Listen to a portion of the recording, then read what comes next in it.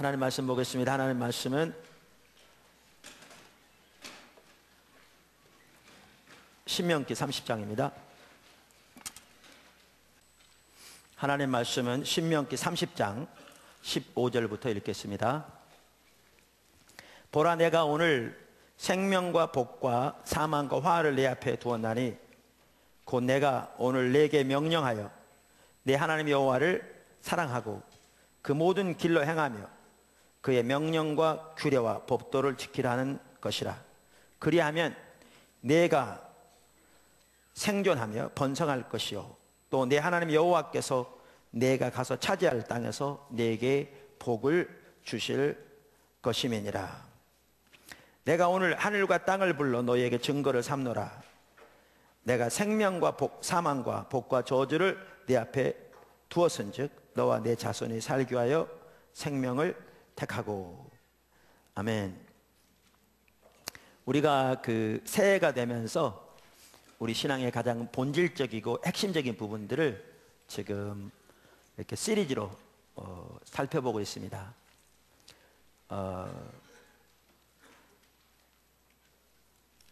성경에는 거짓 신앙 체계라는 용어는 없지만 성경 시대에도 또 2000년 역사 가운데도 거짓 신앙 체계가 이렇게 자주 나오는 것을 발견할 수 있습니다.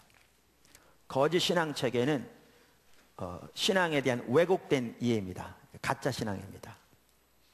그러니까 진짜보다 더 진짜처럼 모양은 그렇게 생겼지만 가짜기 때문에 생명이 없는, 마치 이렇게 플라스틱으로 만든 나무처럼.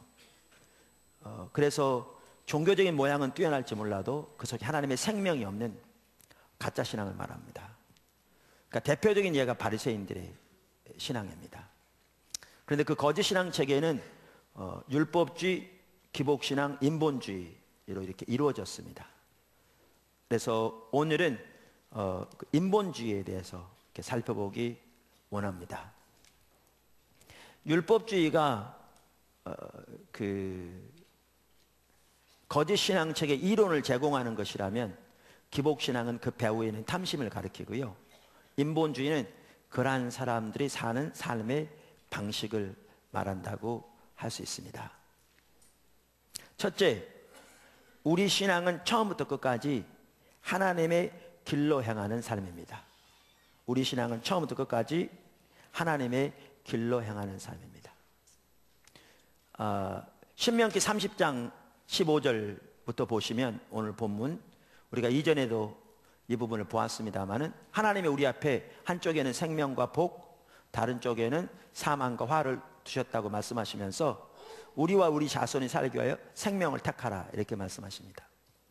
그러면 생명을 택하는 길을 말씀하시면서 16절에 보면 세 가지를 말씀하시는데, 하나는 주의 하나님을 사랑하라. 이 말은 신명기 30장에 나오는 것처럼, 6장에 나오는 것처럼 우리가 마음과 뜻과 성품을 다하여 우리 하나님을 사랑하는 것을 의미합니다. 그 다음에 말씀하시기를 하나님의 모든 길로 행하라 이렇게 말씀하십니다. 그리고 그의 명령과 규례를 지키라. 그리하면 생존하며 번성할 것이요 복을 얻을 것이라 말씀하십니다. 그 중에 하나가 뭐냐 하면 하나님의 길로 행하라는 거죠. 하나님의 길로 행하라. 예레미야서 7장에 보아도 같은 부분을 말씀하시는데요, 7장 21절부터 보면 이렇게 말씀하십니다. 만군의 여호와 이스라엘 하나님께서 이와 같이 말씀하시되 너의 희생제물과 번제물의 고기를 아울러 먹으라. 이걸 보면 그 당시에 많은 종교적인 희생과 의식이 있었던 걸 볼 수 있습니다. 제사가. 근데 안 받으신 걸 볼 수 있죠. 그러면서 22절에 이렇게 말씀하시죠. 사실은 내가 너희 조상들을 애굽 땅에서 인도하여 날에 번제나 희생에 대하여 말하지 아니하며 명령하지 아니하고. 이 말은 우리가 이미 살펴본 대로 안 말씀하셨다는 게 아닙니다. 여러분 출애굽기, 레위기, 민수기 보세요. 잔뜩 말씀하셨어요. 한두 구절이 아니고요, 정말 많이 말씀하셨어요. 근데 지금 와서는 안 말씀하셨다는 얘기는 안 말씀하셨다는 얘기가 아니라 이게 이스라엘 백성들을 애굽에서 건져낼 때부터 하나님이 그들에게 명하신 가장 주된 명령, 핵심적인 명령, 본질적인 명령이 아니었다는 겁니다. 그럼 뭐가 본질적인 명령이었느냐? 바로 그 다음 절에 나오죠. 오직 내가 이것을 그들에게 명령하여 이르기를 너희는 내 목소리를 들으라. 아까 신명기 30장에도 복과 저주를 두었다고 하시면서 생명을 택하라, 다른 말은 복을 택하라고 그랬죠. 근데 16절에는 뭐죠? 하나님을 사랑하고 하나님의 모든 길로 행하며 하나님의 명령과 규례를 법도를 지키라. 근데 20절에는 똑같은 말을 하나님을 사랑하고 그의 목소리를 청정하고 그만 의지하라 그랬거든요. 근데 똑같은 말씀하십니다. 내가 명령하여 이르기를 너희는 내 목소리를 청정하라, 들으라. 그리하면 나는 너희 하나님이 되겠고 너희는 내 백성이 되리라. 너희는 내가 명령한 모든 길로 걸어가라. 다른 말로 하면 내가 명한 모든 길로 행하라. 그리하면 복을 얻으리라 하였으나. 이처럼 하나님께서는 처음부터 우리들에게 명령하시는 핵심적인 명령 중에 하나가 뭐냐 하면 하나님의 길로 행하라는 겁니다. 아멘. 그래서 우리 신앙은 처음부터 끝까지 하나님의 길로 행하는 삶입니다. 하나님의 길로 행하는 삶. 큰 두 번째, 하나님의 길로 행한다는 의미. 그럼 하나님의 길로 행한다는 말이 뭐냐 그 말이죠. 하나님의 길로 행한다는 의미. 어떻게 하나님의 길로 행하느냐? 저는 하나님의 길로 행한다는 그 말에는 이 세 가지가 포함된다고 믿습니다. 이 세 가지가. 그 첫째는 뭐냐 하면 하나님의 다림줄에 의한 삶. 두 번째는 하나님의 관점에 의한 삶. 세 번째는 하나님의 인도를 따르는 삶. 다 적으셨죠? 첫째는 하나님의 다림줄에 의한 삶. 둘째는 하나님의 관점에 의한 삶. 세 번째는 하나님의 인도를 따르는 삶. 그러니까 우리가 우리 삶 속에 하나님의 생명이 넘치기를 하나님이 원하시면서 그러려면 그 중에 하나가 하나님의 길로 행하라 그러셨어요. 그런데 하나님의 길로 행하려면 이 세 가지가 되어야 그것이 하나님의 길로 행하는 것이라는 거죠. 오늘 인본주의 살펴보는 시간인데요. 여러분, 인본주의는 그 종류가 무한합니다. 왜냐하면 사람마다 다를 것이고 상황마다 다를 것이기 때문에 인본주의를 다 나열할 수가 없습니다. 그 종류는 무한하다고 해도 과언이 아닙니다. 그러면 어떻게 인본주의를 이해하느냐? 우리 신앙은 하나님의 길로 행하는 삶인데, 그리고 그 세 가지는, 그 의미는 지금 말씀드릴 이 세 가지인데, 이것에서 벗어난 삶이 뭐냐? 그게 인본주의입니다. 그러니까 우리가 참다운 신앙이 무엇인가를 알면 하나님의 생명이 넘칠 것이고, 이걸 알면 이게 합하지 않는 건 다 인본주의이기 때문에 인본주의가 뭔지를 금방 압니다. 그 하나님의 경험하는 삶에 보면 그런 내용이 있잖아요. 그 위조 지폐를 감별하는 캐나다 왕립 경찰은 그들을 훈련 받을 때 절대로 위조 지폐를 안 보여준답니다. 왜냐하면 위조 지폐 만드는 방법은 뭐 수없이 많거든요. 지금까지 발견된 방법을 아무리 다 숙지해봐야 새로운 방법들이 계속 나올 거기 때문에 그건 아무리 공부해도 다 습득을 못하는 거죠. 그러면 그들 훈련시킬 때 어떻게 하느냐? 위조 지폐 한 번도 안 보여주고요, 한 번도 안 보여주고 진짜 지폐만 보여주는 거예요. 그리고 진짜 지폐만 연구하는 거예요. 모든 방법으로. 그러니까 진짜만 잘 습득하면 돼요. 왜? 진짜가 아닌 건 다 가짜거든요. 그러니까 진짜만 잘 알면 가짜는 알 수 있어요. 인본주의도 마찬가지입니다. 그 방법은 한이 없기 때문에, 사람마다 다르고 상황마다 다르기 때문에 그걸 다 헤아릴 수가 없어요. 문제는 참다운 신앙이 무엇인가를 알면 그게 틀린 거는 다 인본주의인 거죠. 그래서 우리가 하나님의 길을 따르는 삶을 잘 배우는 것은 매우 중요합니다. 그래야 우리 삶 속에 하나님의 생명이 넘치고 하나님의 은혜가 넘칠 뿐만 아니라 거짓 신앙책에서 벗어날 수 있는 것이죠. 아멘. 자, 그래서 하나님의 길을 따르는 사람은 말씀드린 세 가지가 있는데 이게 포함되는데, 그 세 가지는 첫 번째가 뭐라고요? 하나님의 다림줄에 의한 삶이다. 자, 이 부분은 제가 쓴 십자가 복음에 나와 있는데요. 우리가 이번에는 전체적으로 이렇게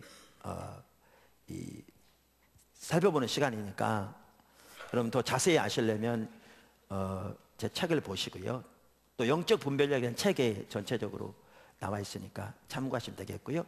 제가 간단히 요약해서 말씀드리겠습니다. 두 번째하고 세 번째는 제목만 언급되어 있지 책에는 나와 있지 않습니다. 제가 그걸 자세히 설명할 그런 공간이 많지 않아 가지고요. 자, 첫 번째가 뭐라고요? 하나님의 다림줄에 의한 삶이다. 자, 그 아래 작은 첫 번째.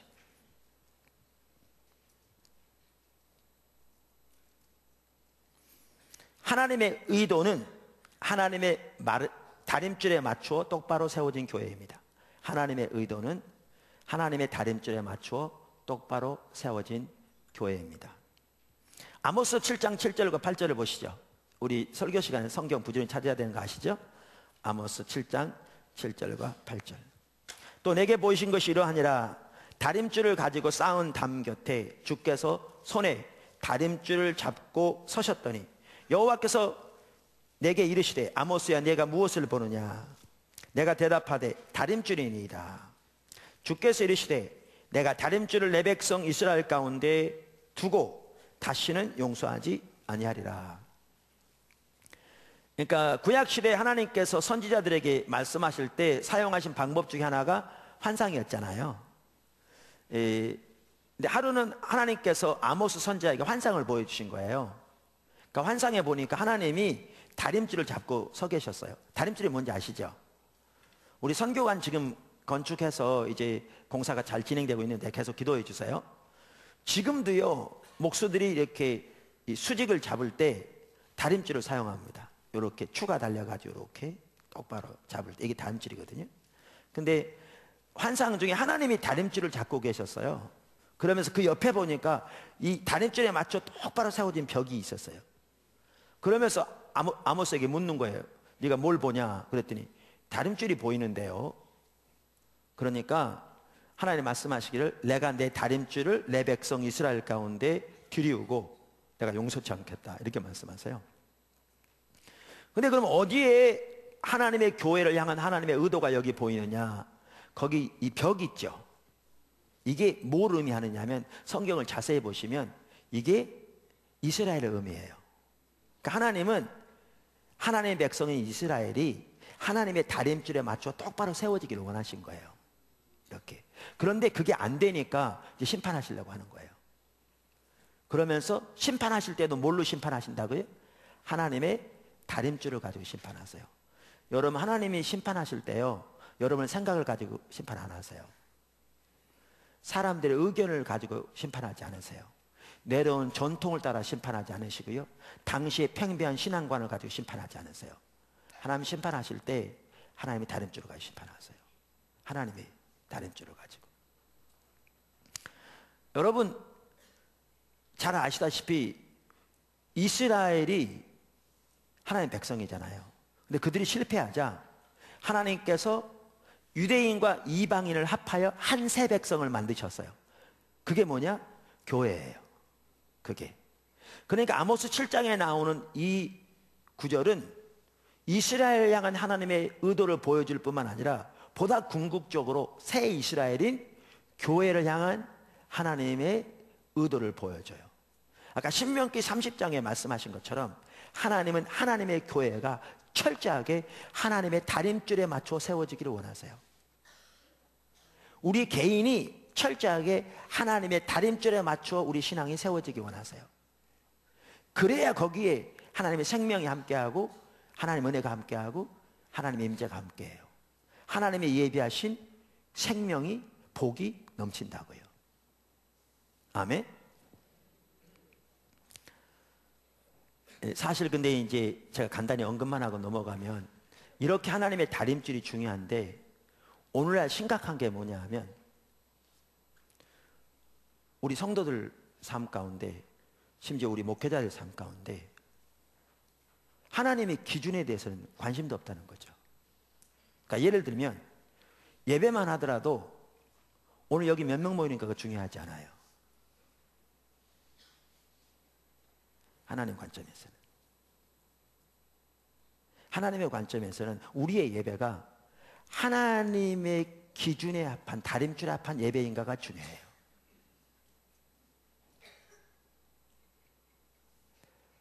우리의 사역만 하더라도 그것이 하나님의 기준에 합한 사역인가가 중요해요. 왜? 그래야 거기 하나님 생명이 함께해요. 근데 우리는 그런 데는 신경도 안 써요. 관심조차 없어요. 우리는 사람만 많이 모이면 되고, 교회가 숫자도 성장하면 되고, 예산만 많이 나오면 되고, 개인적으로 사업만 잘 되면 되고, 세상 성공만 하면 되고, 자기 원하는 것만 얻으면 되고, 부자만 되면 되고, 이렇게 되는 거죠. 그만큼 우리는 관심조차가 심각하게 옆으로 가 있죠. 하나님의 의도는 하나님의 다림줄에 맞춰 똑바로 세워진 교회인데. 자, 작은 두 번째. 하나님의 다림줄과 영적 분별력의 의미. 그럼 하나님의 다림줄이 뭐냐? 하나님의 다림줄은 하나님의 기준이에요. 하나님의 기준. 그러니까 성경에 나와 있는 하나님의 기준이에요. 이 성경 66권 우리가 정경이라고 그러거든요. 정경. 정경이란 말은 영어로 캐논이란 말이에요. 그럼 캐논이란 말은 무슨 뜻이냐면 자라는 뜻, 줄자 하듯이. 무슨 얘기냐면 우리가 이 건물 지을 때 뭐죠? 이 벽은 어디서부터 어디까지 몇 센치로 하고, 기둥은 어느 위치에 얼마의 크기로 하고, 이게 이렇게 설계도가 그려지는데 정확한 자가 있어야 그거를 그대로 제대로 지을 거잖아요. 그래야 그 의도한 건물이 될 거잖아요. 자가 있어야 돼요. 그것도 정확한 자가. 그렇기 때문에 성경을 정경을 잘하고 말하는 이유는 이 성경이 우리의 모든 사역과 우리의 모든 삶과 우리의 모든 신앙을 위한 하나님의 기준이라 그 말이죠. 기준이라. 그래서 하나님의 다림줄이라는 얘기는 성경에 나와 있는 하나님의 기준을 말해요. 아멘. 그러면 영적 분별력은 뭐냐? 다림줄과 분별력은 달라요. 그런데 깊은 연관이 있어요. 그래서 어떨 땐 제가 상호 교환적으로 써요. 왜냐하면 하나님의 다림줄은 성경에 나와 있는데 그 다림줄이 내게 보여지려면 뭐가 필요하냐면 영적 분별력이 필요해요. 그러니까 하나님의 성령께서 주시는 영적인 분별력이 우리에게 있어야 이 다림줄이 보여요. 그러니까 성경에 하나님의 기준이 아무리 들어있는데도 영적인 분별력이 가려지면 다림줄이 안 보여요. 다림줄이 안 보여요. 그래서 영적인 분별력은 성령이 주시는 영적인 능력으로서 다림줄을 보게 하는, 하나님의 관점을 보게 하는 하나님의 은혜 중 하나죠. 자, 우리가 하나님의 다림줄을 올바로 알기 위해 성경을 잘 아는 것이 중요합니다. 우리가 성경도 안 배우고 연구도 안 하고 묵상도 안 하고 그러면서 하나님의 다림줄을 알기를 원하는 것은 어리석은 일이죠. 그러니까 성경 공부 너무너무 중요합니다. 그래서 주일날 포도나무교회 오후에 많은 성경 공부 프로그램 있잖아요. 여러분들이 필요한 대로 가셔서 부지런히 하나님의 길을 배우도록. 그런데 잘 들으실 것은 성경적인 지식만 가지고는 안 됩니다. 분별력이 같이 가야 돼요. 그 대표적인 예가 누구냐면 바리새인들입니다. 바리새인들은 성경적인 지식에서는 정말 뛰어났습니다. 서기관들은 모세 오경을 암송했다니까요. 기본적으로 그들은 성경을 연구하는 것이 그들의 직업이었습니다. 또 교리적으로 그들은 나름대로 정통적이었습니다. 그래서 마태복음 23장 2절에 보면 예수님께서 무리들과 자기 제자들에게 명하시기를 서기관들과 바리새인들이 모세의 자리에 앉았으니 저들이 말하는 바는 너희가 반드시 지키고 행하되, 이렇게 되어 있거든요. 영어로 must obey 이렇게 되어 있어요. 반드시 지키라. 만약에 저들이 가르치는 바가 성경적으로 틀렸더라면 예수님이 자기 제자들에게 저들이 하는 말을 반드시 지키라고 말했을 리가 없죠. 그러니까 나름대로 교리적으로 정통적이었다고 볼 수 있어요. 문제는 철저하게 영적인 눈이 가려워지니까 하나님의 다림줄을 전혀 보지 못한 거죠. 그래서 성경적인 지식이 중요해요. 이거는 아무리 강조해도 지나침이 없을 만큼 중요해요. 문제는 그것만 가지고는 안 된다는 거죠. 영적인 분별력이 있어야 다림줄을 볼 수 있어요. 세 번째, 하나님 앞에서는 하나님의 다림줄만 통합니다. 하나님 앞에서는 하나님의 다림줄만 통합니다. 하나님은 주권자시기 때문에요. 그분 앞에서는 그분의 다림줄만 통합니다. 제가 공부했던 사우스웨스턴에 그 당시에 닥터 오스커 탐슨이라는 분이 전도학 교수였는데 미국 전역에 걸치도록 전도를 많이 한 분이세요. 많이 귀한 분이셨는데 이분이 이렇게 관계를 잘 이렇게 사람들과 맺어서 복음을 전할 때가 되면 항상 이 얘기부터 한대요. 하나님은 주권자시기 때문에 하나님 앞에서는 하나님의 기준만 통합니다. 왜냐하면 제가 한번 예를 들어볼게요. 여기 부자가 있어요. 100억대 부자가. 근데 자기가 이제 죽을 때가 가까웠는데 아무리 생각해봐도 자기가 너무나 인생을 잘못 산 것 같아. 그래서 자기가 죽으면 천당 가야겠다 싶어가지고 자기 재산을 다 팔아서 교회에다 헌금했어요. 그럼 하나님이 나 천당 보내주시겠지. 조물주가 살아계시다면. 그렇게 헌금하면 천당 갑니까? 못 가요. 아니 재산 다 팔아드렸는데 못 가요. 왜냐하면 하늘나라 갈 수 있는 하나님의 기준은 하나뿐이에요. 우리를 위해 십자가에 돌아가신 하나님의 아들 예수 그리스도를 믿는 것. 종교적인 행위로, 헌신으로, 봉사로, 헌금으로 못 가요. 왜요? 하나님 앞에서는 하나님의 다림줄만 통해요. 이거는 우리의 구원에 그런 게 아니고요. 우리의 예배에도 그렇고요. 우리의 사역에도 그렇고요. 우리의 삶에도 그렇고요. 모든 면에서 하나님 앞에서는 하나님의 기준만 통해요. 그분이 주권자시기 때문에. 이해하시죠? 작은 네 번째. 하나님의 다림줄에 합하지 않으면 하나님 앞에서는 아무런 소용이 없어요.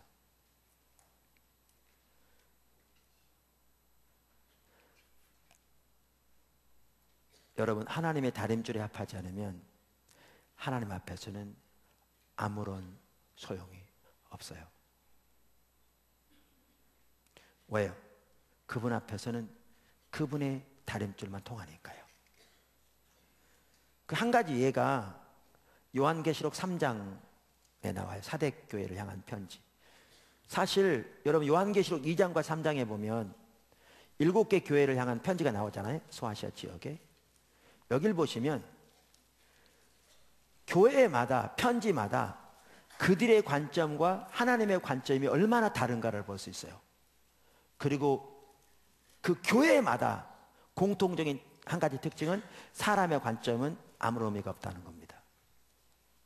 하나님의 관점만 통한다는 거죠. 하나님의 기준만.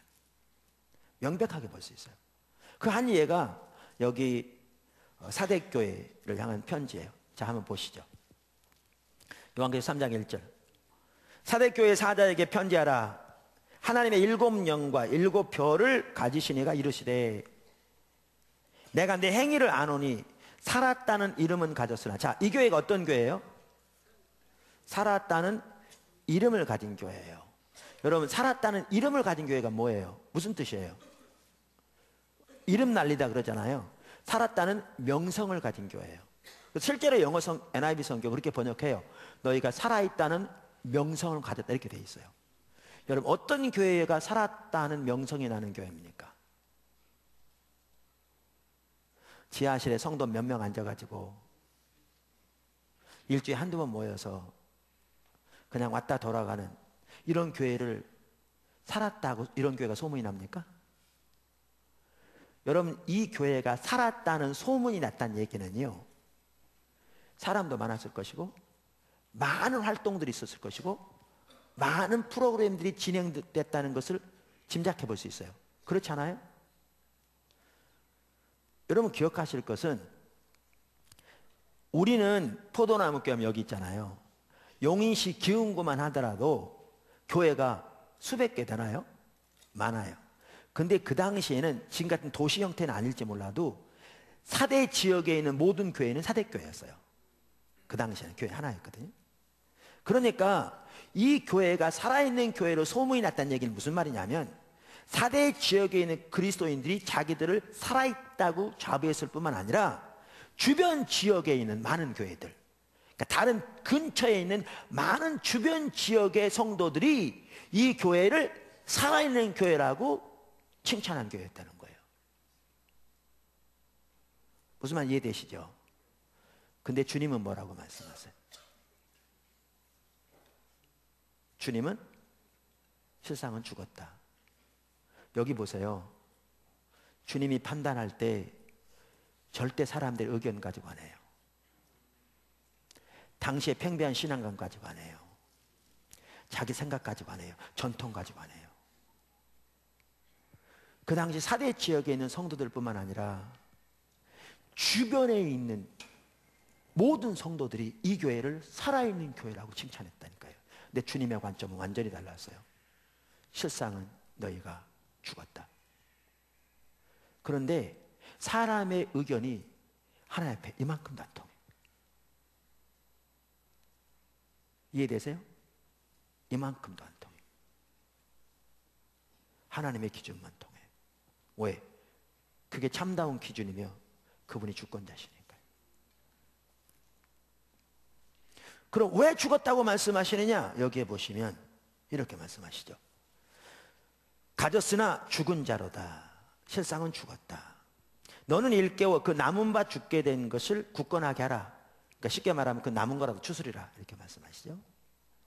그러면서 내 하나님 앞에 내 행위에 온전한 것을 찾지 못하였으니 그러므로 내가 어떻게 받았으며 어떻게 들었는지 생각하고, 이 말은 전통적으로 내려오는 하나님의 복음의 말씀, 하나님의 기준, 길을 말하는 거죠. 그 길을 생각하고 지켜 회개하라. 이걸 보면 뭘 할 수가 있냐면 사역은 많았던 걸 볼 수 있어요. 활동은 많았던 걸 볼 수 있어요. 사람도 많았던 걸 볼 수 있는데 그들이 뭐에 합하지 않은 거예요? 하나님의 다름줄에 합하지 않은 거예요. 하나님의 기준에 합하지 않은 거예요. 여러분, 우리가 이런 사실만 오늘날 정말 깨달아도, 그러니까 머릿속으로 이론적으로 아는 게 아니라 성경에 보면 아는 거, 깨달은 거 다르거든요. 그러니까 지식적으로 아는 것과 깨달은 거 달라요. 성경에 보면. 정말 이런 사실만이라도 우리가 정말 깨닫는다면 가슴으로 우리는 완전히 달라질 텐데, 교회만 하더라도 완전히 달라질 텐데. 이처럼 하나님 앞에서는요, 하나님의 기준만 통하기 때문에 하나님의 기준에 합하지 않으면 아무런 의미가 없어요. 그러니까 저는 여기도 해당된다고 생각하는데, 사도 바울이 말하기를 이 땅에서 나무나 풀이나 집으로 사역에 대해서 말하는 거죠. 지어진 것들은 매우 그럴듯하게 지어졌을지 모르지만 그날에는 불로 심판할 텐데 그 모든 것이 타버릴 거라. 그래서 예수를 믿음으로 구원 얻을지 모르지만 그 공력은 다 타버리고 부끄러운 구원을 받게 될 거라. 우리의 사역만 하더라도 하나님의 다름줄에 합하지 않으면 그 나라 설 때 아무것도 안 남아있을 거라. 그 말입니다. 아무것도. 사람들의 생각을 가지고 심판 안 하세요. 당시에 팽배한 신앙관 가지고 심판 안 하세요. 그렇게 했더라면 사대교회는 절대로 이렇게 평가를 안 받았을 거예요.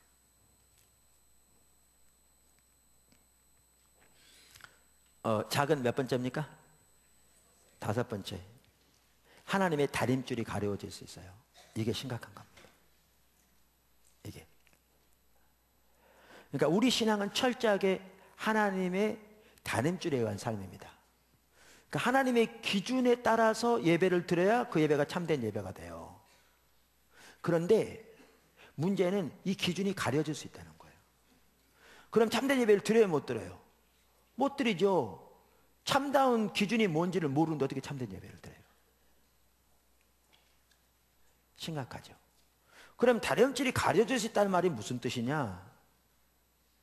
아니, 아까 다림줄은 성경에 나와 있는 하나님의 기준이라고 그랬는데 그러면 다림줄이 가려진단 말은 갑자기 성경에서 이 글씨가 없어져 버린다는 얘기냐?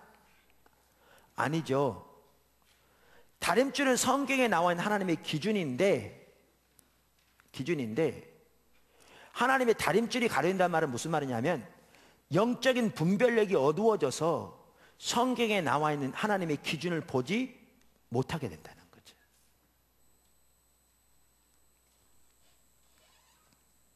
그러면 절대로 참다운 신앙생활을 못합니다. 왜? 참다운 신앙생활이 무엇인지를 모르는데 어떻게 참다운 신앙생활을 합니까? 문제는 자기들이 철저하게 타락한 신앙 가운데 있는데도 타락했는지를 모릅니다. 왜? 참다운 신앙이 뭔지를 모르기 때문에 타락한지를 모르게 되어 있습니다. 이게 무서운 점입니다. 이게 이사야 시대 문제고, 이게 예레미야 시대 문제고, 이게 바리새인들의 문제였습니다. 이게 오늘날 너무나 많은 하나님의 백성들의 문제입니다. 아까 제가 소개했듯이 우리 남아공 선교사님 방문하셨는데 환영하고요. 우리가 얼마 전에 남아공 다녀왔잖아요. 그런데 남아공 화폐는 란드입니다. 근데 여러분이 남아공 가본 적도 없고 란드를 본 적도 없어요. 근데 정말 란드처럼 생긴 재질도 그렇고 이만큼 한 다발, 우리나라도 10억에 해당하는 돈을 내가 여러분 사랑하니까 준다 그러면서 마음껏 쓰라 그러면 이게 참다운 지폐인지 가짜인지 여러분 알아요? 몰라요? 몰라. 왜 모르는 줄 아세요? 진짜가 뭔지를 모르기 때문에 가짜를 몰라요. 모르게 돼 있어요. 그리고 그거 가지고 있으면서도 이게 잘못된 걸 몰라요. 가짜라도 진짜를 모르면. 이게 무서운 점이에요. 그러면 가려진다는 말이 무슨 뜻이냐? 한 예를 들죠. 한 예를. 마태복음 12장 한번 보십시오. 마태복음 12장에 보면요, 예수님의 제자들이 안식일에 그 길을 가다가 이렇게 밀밭 사이를 지나가다가 이렇게 밀을 꺾어가지고 비벼 먹었어요. 배고파서. 우리는 시골에서, 저는 초등학교 시골에서 자랐는데 이렇게 학교 갔다 오다가 이렇게 꺾어가지고 이렇게 모닥불 피워가지고 많이 구워 먹었거든요. 근데 우리는 주식으로 먹은 게 아니라 간식으로 먹었죠.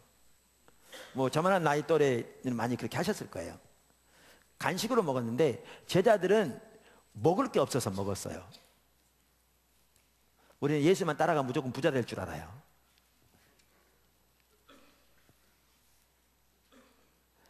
그런데 바리새인들이 이걸 보고 예수님을 대적하는 거예요. 왜 안식일에 금하게 된 일을 하냐? 그 당시에 먹는 게 죄가 아니었고요. 그 당시 그들의 관점으로는 이 밀을 가져다가 비벼서 껍데기하고 알갱이를 분리시키는 행위가 추수에 해당하는 일이었다는 거예요. 그러니까 안식일에 일을 못하게 돼 있는데 일에서 안식일을 범했다는 거예요. 이게 성경에서 일하지 말라는 일은 아니었어요. 근데 그들은 그렇게 해석을 했어요. 그래서 예수님을 대적하는 거예요. 예수님. 그랬더니 예수님이 이렇게 말씀하세요. 답변하시면서 7절에 보면 나는 자비를 원하고 제사를 원치 아니하노라 하신 뜻을 너희가 알았더라면 무죄한 자를 정죄하지 아니하였으리라. 이게 지금 어느 구절을 인용하는 거예요? 우리가 잘 아는 호세아 6장 6절을 인용하는 거예요. 예수님께서 나는 인애를 원하고 제사를 원치 아니하며 번제보다 하나님 아는 것을 원하노라, 신앙의 본질에 대해서 말씀하신 그 구절을 인용하시는 거예요. 자, 그러면 보세요. 지금 예수님이 뭐라고 하시냐면 저들이 몰랐다고 그러잖아요. 그렇죠? 너희가 알았더라면 무죄한 자를 정죄치 않았으니까 몰랐다는 얘기잖아요. 그럼 뭘 몰랐다는 얘기예요?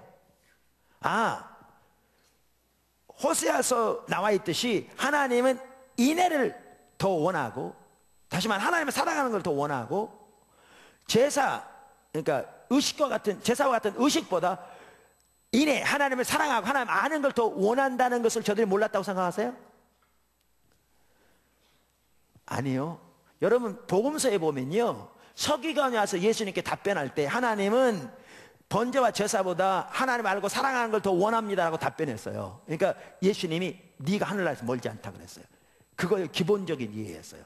그리고 이게 성경에 나온 거 너무너무 잘 알죠.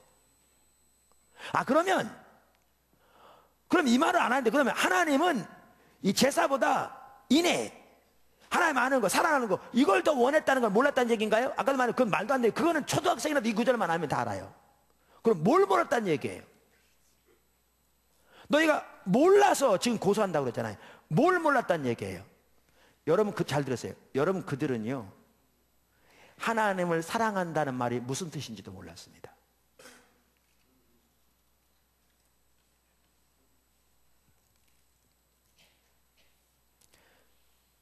무슨 말이냐고요? 그들은 가장 큰 계명이 마음과 뜻과 성품을 다하여 주 우리 하나님을 사랑하는 것임을 잘 알았습니다. 그러니까 그들이 예수님 시험할 때 그걸 물었고, 예수님이 그 답변했더니 잘 말씀하셨습니다 그랬고, 예수님이 그들에게 물을 때 그들이 그렇게 답변했고. 여러분, 그 당시에 그들은 여기다 실제로 그 구절을 메고 다녔고요. 이 석유 같은 경우에는 이 이마에다가 이렇게 박스를 이렇게 딱 붙이고 다녔어요. 이렇게. 제가 저번에 영국 가보니까 예수님 당시에 초대교회 그 옷들을 거기다 진열해 놨더라고요. 뭐죠? 그 감리교 센터에. 그 주관에. 근데 보면 이렇게 딱 이렇게 얼굴에 이게 경문이랍니다. 이게. 경문. 이 속에 무슨 구절이 들어있느냐? 그 쉐마. 들으라 이스라엘아, 여호와는 오직 하나이신 여호와시니 너희는 마음과 뜻과 성품을 다해 주의 하나님을 사랑하라. 여기 이게 들어있었습니다. 그래서 경문의 차를 넓게 한단 말은 어떤 사람이 이걸 더 넓게 했답니다. 그래서 자기는 더 이게 중요시 여긴 걸 자랑하는 거죠. 그들의 대문에는 다윗의 별이 있었는데 거기에는 반드시 이 구절이 들어있었습니다. 누구보다 많이 강조한 게 하나님을 사랑하는 것이 가장 큰 계명이었다는 겁니다. 문제는 그 말이 무슨 뜻인지를 몰랐습니다.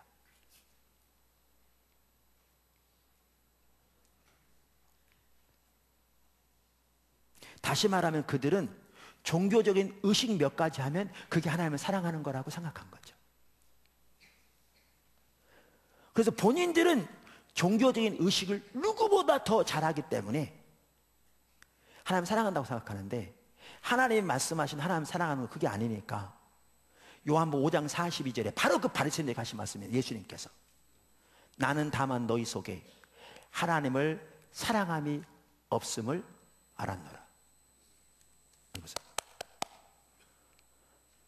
그 당시에 모두는 하나님을 사랑하는 게, 이 의식 잘하는 게 사랑하는 거라고 이해하고 있죠. 그러니까 자기들은 누구보다 하나님을 사랑한다고 자부하고 있죠. 근데 하나님은 하나님의 기준으로 딱 되니까 그들이 사랑해요, 안 사랑해요? 전혀 안 사랑하는 거죠. 근데 본인들은 하나님의 기준이 뭔지조차 모르니까 자기들이 하나님을 안 사랑했다는 사실을 알아요, 몰라요? 전혀 모르고 있죠. 가려진 거죠. 여러분 혼동되는 분들이 있을까 봐 제가 설명을 간단히 해야겠네요. 그래서 우리가 본질과 의식의 관계를 살펴본 겁니다. 그걸 봐야 이 말이 이해가 되는 거거든요. 여기 있는 분들 다 들었으니까 얼마 전에 복습하면서. 여러분, 부부 사이에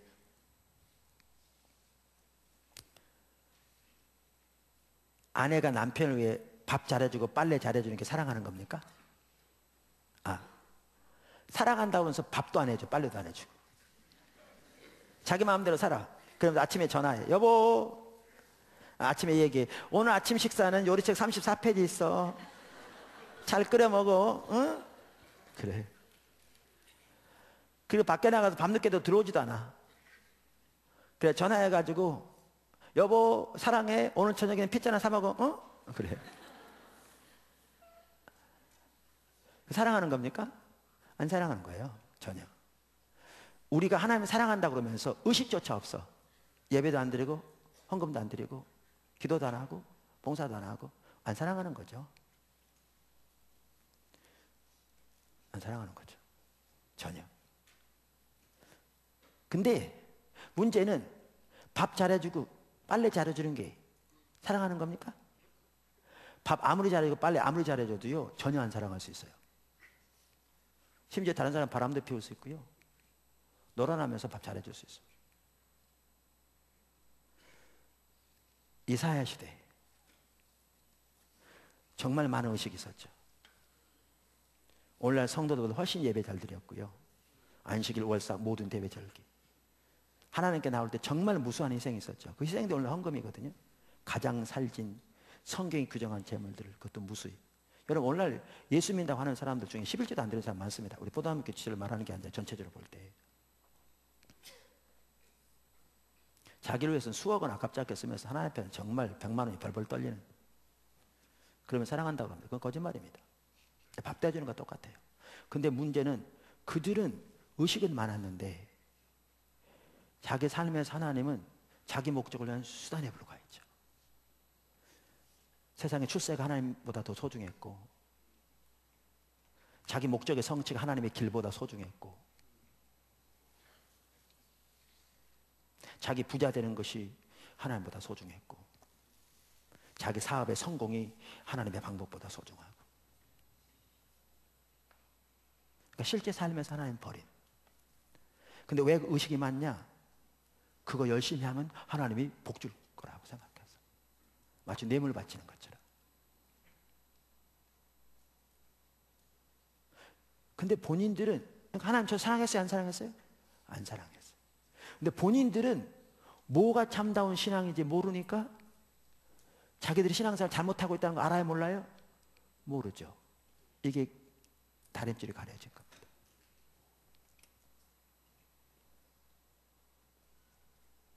그들의 예배 그렇게 철저하게 성경대로 무수히 풍성하게 드리니까 누구보다 하나님이 자기 예배를 기뻐하실 거라고 그러는데, 주님 뭐라고 그러세요? 예배 싫어한다. 무거운 짐이라 마당만 밟는 예배라 헛된 재물 다시는 가져오지 말라. 내가 가증히 여기는 바라. 왜? 이들은 참된 예배의 기준이 무엇인지도 모르는 거지.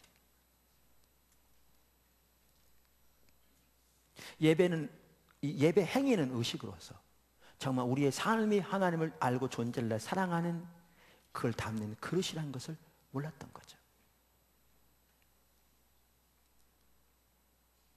종교적인 의식만 하면 종교적인 의무를 다한 것이기 때문에 하나님 복 줄 거라고 생각한 거죠. 삶은 마음은 전혀 없으면서, 이 삶에서는 하나님은 수단에 불과하면서, 하나님의 길에 대한 관심도 없으면서, 실제 삶에서는 세상의 돈이 하나님보다 훨씬 소중하면서, 자기의 성공이 하나님보다 훨씬 소중하면서. 근데 하나님의 기준을 가려지니까 자기가 타락한지도 모르는 거죠. 뭐가 참다운 예배인지 모르니까. 바리새인들은 이사야서를 읽을 때 자기 조상들이 진짜 타락하고 그 예배가 타락한 거 알아죠. 성경에 써 있으니까.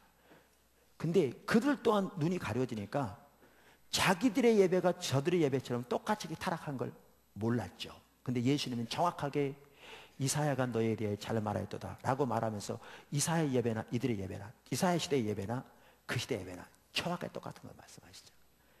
뭘 지금 말하는 줄 아세요? 다림질이 가려워질 수 있어요. 우리가 중심에서 하나님의 존재를 다해 사랑하기를 중단하면, 신앙의 본질에 떠나면 우리에게 찾아오는 것 중에 하나가 뭐냐 하면 영적인 눈이 어두워져요.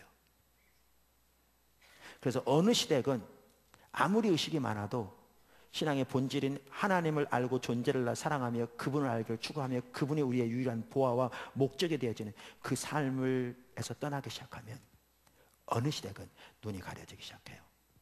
그래서 성경은 이사야 시대, 예레미야 시대, 예수님 시대 모두 그 당시 백성들에게 너희가 보기는 보아도 보지 못하고 듣기는 듣지 못한다. 눈이 가려짐을 말해요. 이렇게 영적인 눈이 가려지기 때문에 하나님의 다림줄이 보이잖아요. 예배를 위한, 사역을 위한, 삶을 위한 모든 면에서 하나님의 다림줄이 가려져요. 용어는 똑같은 걸 써요. 그 진정한 의미가 가려지는 거죠.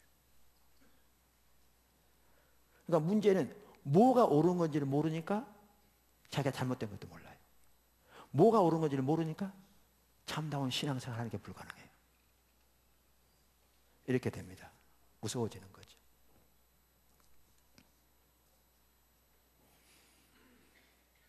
그런 상태로는요, 아무리 성경을 많이 읽어도 성경에서 말하는 바를 이해하지 못해요.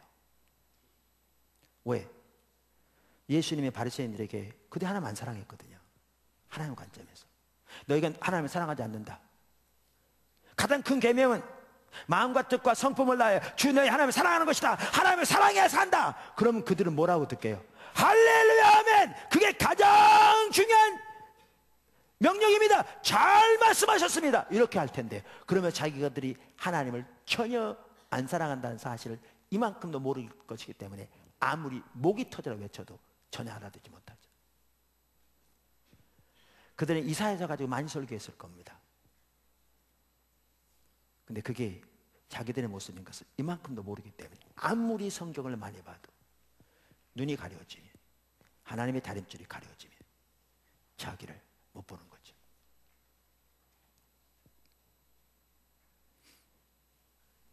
마지막으로 그 작은 몇 번째인지 모르지만 마지막으로 영적으로 보지 못하는 것이 하나님 앞에 정당화되지 못합니다. 이게 무섭습니다.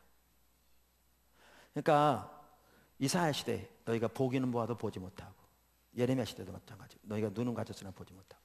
자, 그러면 저들이 못 봤기 때문에 못한 거잖아요.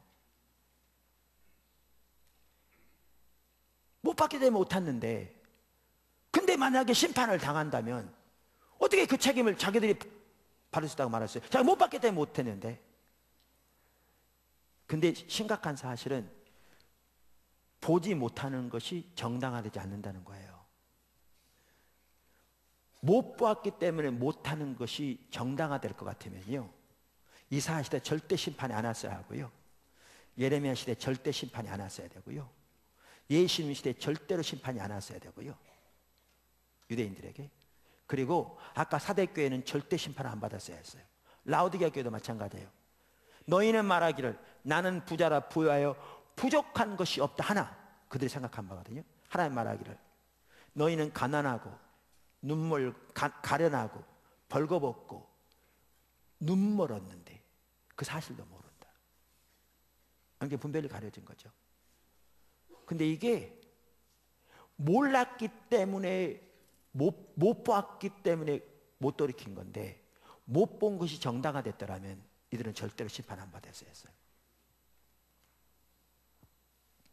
근데 성경에서는 절대로 못 보는 것이 정당화되지 않아요. 왜 그런 줄 아세요? 우리의 중심이 잘못되기 때문에 못 보기 때문에 책임이 있어요. 그래서 탐심이 우상숭배라니까요. 그래서 기복신앙이 무서운 거라니까요. 하나님이 수단되어진 삶은 그것이 탐심에서 나온 것인데, 그래서 탐심이 우상숭배하고 이렇게 우리의 중심이 올바르지 못하면 눈이 가려지게 돼 있다니까요.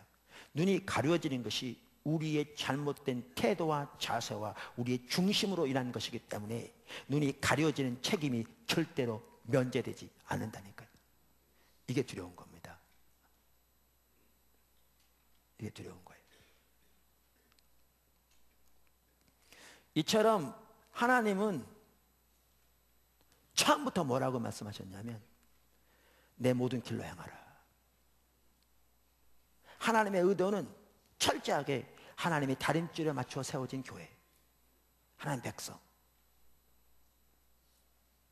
제가 교회라는 것은 이 포도나무 교회 저렇게 모임만 말하는 게 아니고요, 우리 각 성도를 같이 포함해서 하는 겁니다. 성도가 교회 지체들이니까요. 교회, 그러니까 교회 얘기지 내 얘기는 상관없는데 그 얘기 아니면 지금 여러분 얘기하고 있는 거예요. 제 얘기하고 있는 거고. 하나님을 철저하게 하나님의 다림줄에 맞춰 세워진 교회, 그래야 거기에 생명이 있고, 그래야 거기에 복이 있고, 그래야 하나님이 함께 하시겠다고 그랬는데, 이처럼 하나님의 다림줄을 떠나면, 가려지면 절대로 올바른 신앙생활을 못해요.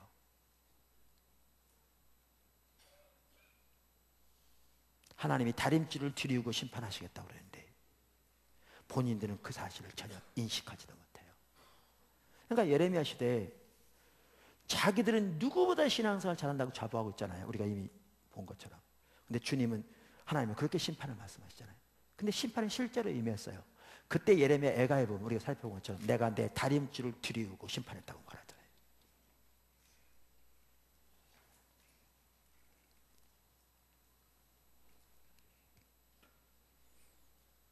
이처럼 하나님의 길을 따르는 삶의 한 가지는 뭐라고요? 한 가지는 하나님의 다림줄에 의한 삶입니다. 이게 하나입니다. 두 번째, 하나님의 관점에 의한 삶.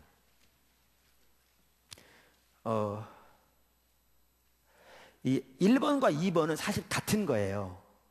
근데 제가 나눠놨어요. 왜 나눴냐면 이게 약간 다른 측면이 있어요. 그러니까 물론 1번도 마찬가지인데, 그러니까 사실 하나님의 다림줄, 하나님의 관점이 보는 거거든요. 같은데 제가 왜 나누느냐면, 하나님의 관점에 의한 삶은 성경에 구체적으로 하나님이 다림줄이 안 기록될 수 있어요. 그런데 우리가 하나님을 알고 하나님 중심적인 삶을 살고 하나님과 동행하는 가운데 가면 우리 삶의 모든 영역에서 하나님의 관점을 알게 되죠. 그러니까 성경에 보면 우리의 삶의 모든 영역에 대한 하나님의 기준이 성경에 나와 있어요, 안 나와 있어요? 여러분 담배 피우지 말라면 성경에 있습니까, 없습니까? 없어요. 그 당시 담배 없었거든요. 없어요. 그럼 담배 피우란 말이 없기 때문에 우리는 담배 피워도 되냐? 우리의 몸을 해야 하는 것은 하나님의 우리 안에 성령이 계시는데 우리 몸을 해야 하는 것은 하나님의 거하신 성령이 거하신 전을 해야 하는 거라고 했잖아요. 그러니까 죄예요. 우리 건강을 해야 하는 것은.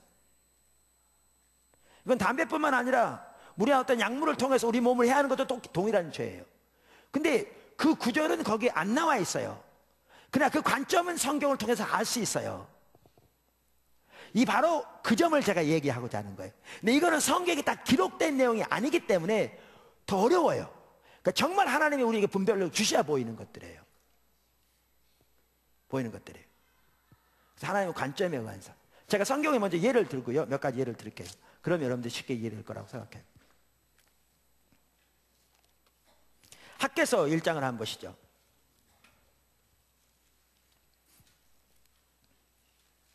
1장 1절 다리오 왕 제2년 여섯째 달 곧 그날 초하루에 여호와의 말씀이 선지자 학개로 말미암아 스알델의 아들 유다 총독 스룹바벨과 여호사닥의 아들 대제사장 여호수아에게 임하니라. 이르시되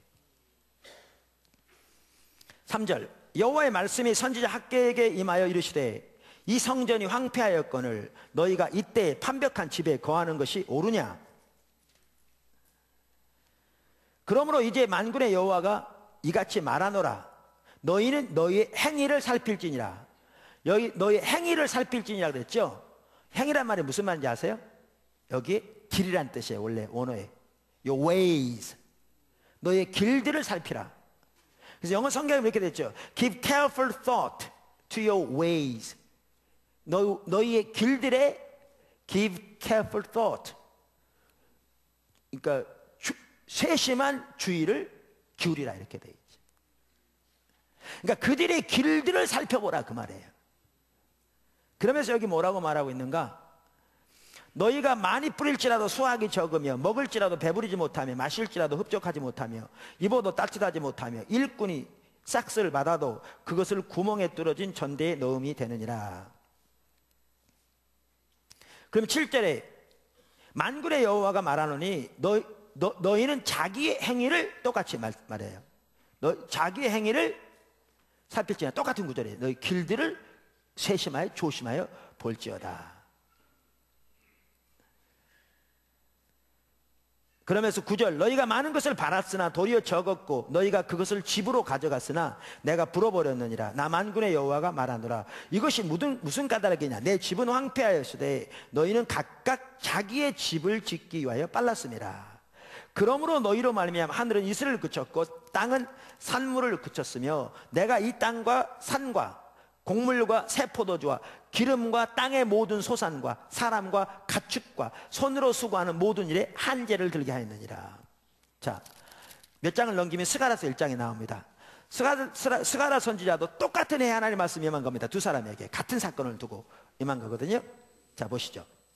1장 2절 여호와가 너희의 조상들에게 심히 진노하였느니라. 그러므로 너는 그들에게 말하기를 만군의 여호와께서 이처럼 이르시되 너희는 내게로 돌아오라. 만군의 여호와의 말이니라. 그리하면 내가 너희에게로 돌아가리라. 만군의 여호와의 말이니라. 자, 너희는 내게로 돌아오라. 그러면 이들이 지금 저들이 하나님과 함께 있다는 거 하나님 버렸다는 거예요. 하나님 버렸다는 얘기잖아요. 하나님 떠났다는 얘기잖아요. 그러니까 돌아오라 지금 그러는 거잖아요. 예. 자, 그럼 읽어보세요. 계속. 너희 조상들을 본받지 말라. 옛적 선지자들이 그들에게 외쳐 이르되 만군의 여호와께서 이같이 말씀하시기를 너희의 악한 길 악한 행위를 떠나서 돌아오라 하셨다 하나. 자, 악한 길 악한 행위를 떠나서 돌아오라 하셨다 하나. 그들이 듣지도 아니하고 내게 귀를 기울이지도 아니하느냐 여호와의 말이니라. 자, 여기를 접고 이렇게 말했어요. 자, 이들이 악한 길, 악한 행위를 떠나서 하나님께 돌아오라 했는데 안 돌아왔다고 그래요. 근데 악한 길이 뭐예요? 악한 행위가 뭐예요? 악한 길이 악한 길이죠. 악한 길. 네, 악한 길이 악한 길이에요. 근데 여러분, 제가 묻는 이유가 있어요. 이걸 접어놓고 보세요. 이사야서 55장을 보세요. 접어놓고 이따 곧 돌아올 거거든요. 이사야서 55장을 보세요.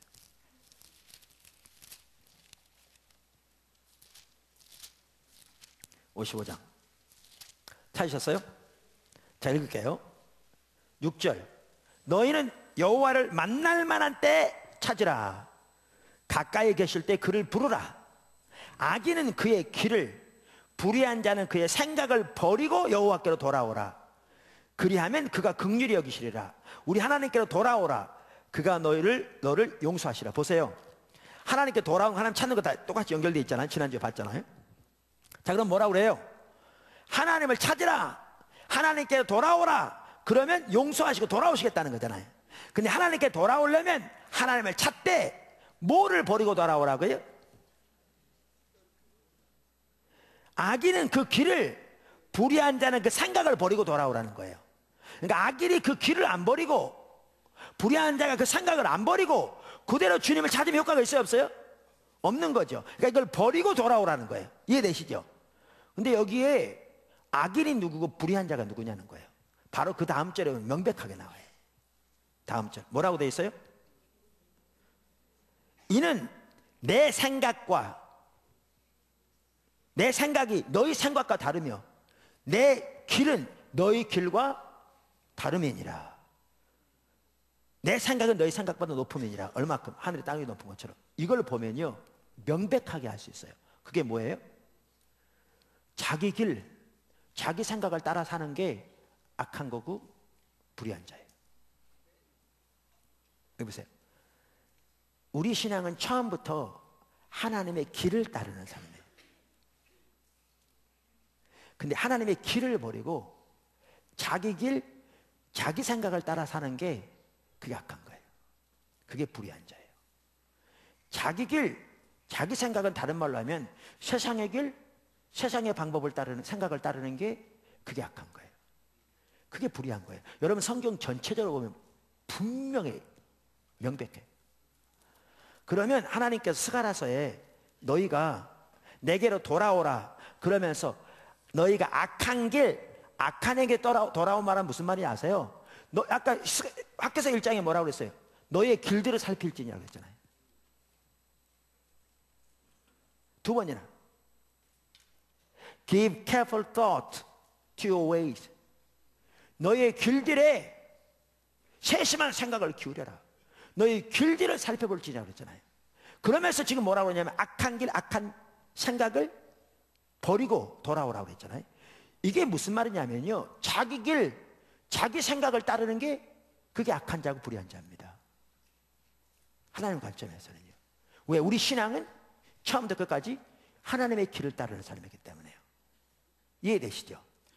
그러면 제가 여기서 왜 이 구절을 읽었냐면, 하나님이 지금 그 당시 학개와 스가랴 시대의 이스라엘 백성들에게 뭘 두고 이렇게 얘기하시냐, 이걸 보려고 하는 거예요. 뭘 두고 얘기하시냐. 지금 그래서 제가 아까 학개서하고 스가랴를 지금 읽는 거예요. 뭘 두고 얘기하시느냐. 여기 보시면 이제 설명하죠. 너희 조상들이 어디 있느냐?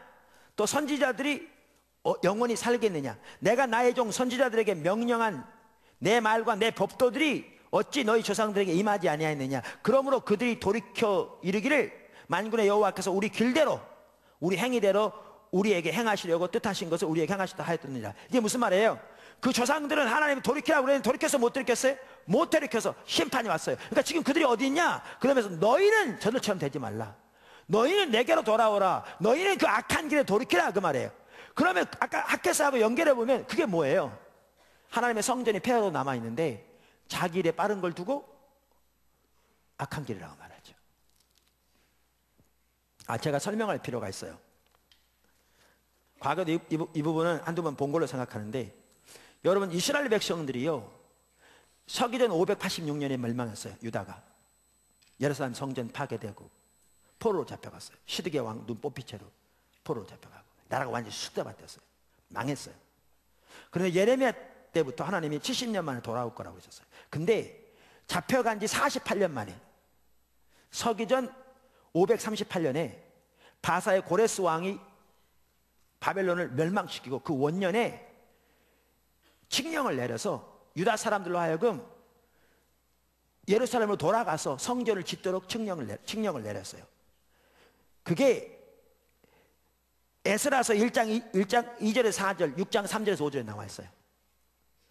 그리고 그 칙령을 따라 스룹바벨의 인도하에 약 5만 명의 유대인들이 고향으로 돌아와 성전을 짓기 시작해요. 그래서 약 2년 뒤에 서기전 536년 그 바벨론 예루살렘 성전이 불타 없어진 딱 50년 만에 성전에 기초를 놓고 하나님께 감사 예배를 드려요. 그게 에스라 3장 8절에 11절에 있어요. 그런데 이게 주변국들의 위협을 사요. 그러니까 주변국들이 자꾸 이제 왕에게 상소해요. 그 당시에 있던 아닥사스다 1세가 이 예루살렘 성전 짓는 걸 중단하도록 칙령을 내려요. 이거 지으면요 반역이에요. 그게 중단됐어요. 그렇게 중단된 지 15년 정도 지났어요. 그래서 서기전 520년에 하나님의 말씀이 아까 스가랴와 학개서에게 서기전 520년에 15년 정도 지났어요. 이들은 그렇게 그래서 처음에 중단됐을지 몰라요. 그러니까 그렇게 살아가는 거예요. 근데 보세요. 자기들은 당연히 산 것처럼 생각할지 모르지만 그러니까 성경에 이런 구절들이 써있는 성전이 먼저 있으면 그거부터 지어야지 이런 구절이 써있는 게 아니라니까요. 근데 이렇게 살아갔을지 모르지만 이제는 하나님의 성전은 기초만 놓고 폐허가 된 지 20년 가까이 지나도록 돼 있는데 거기에 관심도 없이 자기 일에 빠르며 자기 집을 꾸미는 데는 앞장서면서 하나님의 관심이 없는 걸 두고 뭐라 그러냐? 악한 길을 돌이켜 내게로 돌아오라. 이렇게 말해요.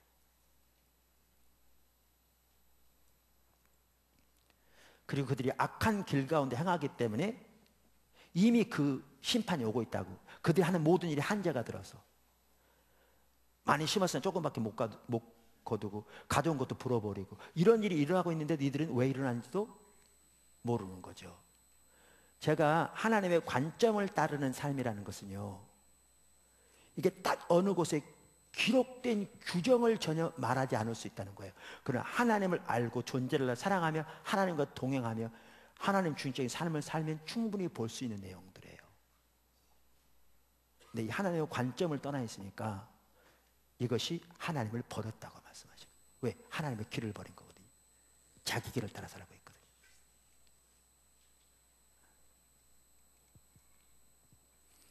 제가 어느 교회에 신방을 집회를 갔더니요, 목사님이 저한테 그러시더라고요. 우리 교회 성도들은 신앙이 좀 어리니까 그러니까 저한테 너무 강하게 설교하지 말아달라고 부탁하는 것 같아요. 근데 저는 사실 강하게 하고 싶어서 하지 않거든요. 저는 성도들을 강도에 친다, 전 절대 그렇게 하지 않습니다. 제가 아는 한 하나님의 길을 전하려고 노력하죠. 근데 이 하나님의 길이 하나님을 떠난 사람들에게는 강하게 느껴질 수 있죠. 문제는 저들이 살 수 있는 유일한 길은 하나님의 길로 돌아오는 길인데. 근데 저는 그러면 이제 하나님 말씀 주신 대로 해야죠. 전하는데 제가 설교를 하는데 제 눈에 딱 뭐가 보인 줄 아세요? 어떻게 이렇게 비춰지거든요. 그 목사님이 하나님 말씀을 전해요. 나름대로 이렇게 길을. 근데 이제 성도들이 시험 들어온 것 같아. 좀 부담스러워요. 그러면 시험 들어서 교회를 못 떠나기 위해서 어떻게 해줘 버리냐? 가서 잘해줘 버린 인간적으로. 그래서 어떤 결과를 가져오느냐? 우리가 하나님의 말씀 앞에 정직하게 자신을 대면하고, 때로는 이것이 부담돼서 떠나는 경우가 있을지 몰라도 자신을 대면하고 하나님 앞에 고민하면서 결국 자기 삶을 조정해서 하나님의 길로 삶이 들여져야 사는 거고, 그게 생명의 길이고 그게 영적 성숙한 길이거든요. 근데 그 기회를 차단시켜버리는 거예요. 그래서 영적인 어린아이만 잔뜩 있어요. 그게 보이더라고요. 이거요, 성경에 그런 내용이 써 있어요, 안 써 있어요? 안 써 있어요. 문제는 그건 너무너무 타락한 인본주의죠. 여러분, 예수님이 사랑이 부족해서 자기를 따르는 수많은 무리들에게 하나님 중심적인 메시지를 전했더니 그들이 다시는 예수님을 따르지 않고 예수님을 떠나가는, 그것을 예수님이 허락하셨다고 생각하십니까? 사랑이 부족해서. 예수님은 그들을 위해 죽으러 오신 분인데, 어느 시대건 우리 신앙이 타락하면 하나님의 길은 관심이 없고 자기 목적을 위한 하나님은 수단으로 전락하기 때문에 그들은 메시지만 하더라도 자기들이 듣기 원하는 것만 듣기 원합니다. 신앙이 타락합니다. 그리고 거짓 선지자들은 이들의 환심을 사서 그들을 자기 영향력 아래 두고, 오늘날로 말하면 교회가 성장하기 위해서 그들이 원하는 메시지를 주기에 바쁩니다. 전혀 성경적으로 옳지 않은데도. 우리 지난주에 살펴본 그게 거짓의 문제죠. 근데 이때마다 하나님은 선지자들을 보내서 자들이 하나님의 길을 제시하십니다. 이게 이들에게는 엄청나게 부담이죠. 왜? 그들의 삶의 근본적인 전환을 요구하는 메시지니까. 근데 그렇게 안 되면 이들은 살 길이 없는데.